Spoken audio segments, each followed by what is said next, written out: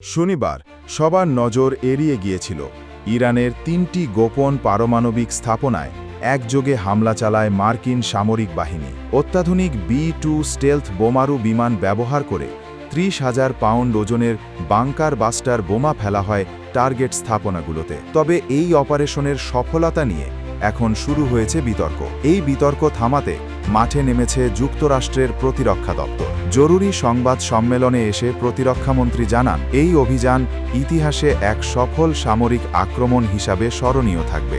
আমরা আমেরিকানরা এই দিনটিকে উদযাপন করব।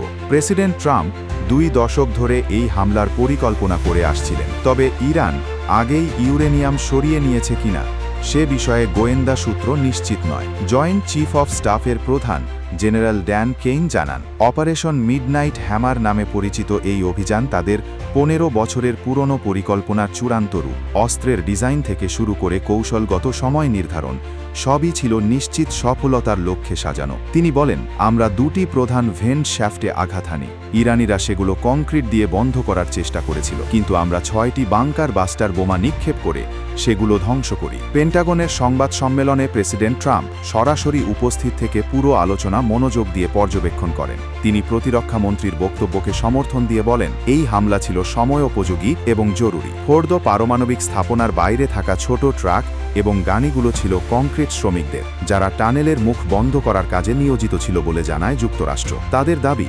স্থাপনাটি থেকে কিছুই সরানো হয়নি। তবে মার্কিন গোয়েন্দারা আগেই থেকেই দাবি করে আসছেন, ফোর্দো থেকে অস্ত্র তৈরির উপযোগী ইউরেনিয়াম সরিয়ে ফেলা হয়েছে, যার অবস্থান অজানা। ইসরায়েল, জাতিসংঘ কিংবা মার্কিন কর্তৃপক্ষ কেউ সুনির্দিষ্টভাবে জানে না। ইরানের সর্বোচ্চ ধর্মীয় নেতা আয়াতুল্লাহ আলী খামেনি এই হামলার তীব্র নিন্দা জানিয়ে, আমি ইরানি জাতিকে অভিনন্দন জানাই। আমেরিকা সরাসরি যুদ্ধে জড়িয়ে পড়েছে, কিন্তু ইহুদি শাসন ধ্বংস হবেই।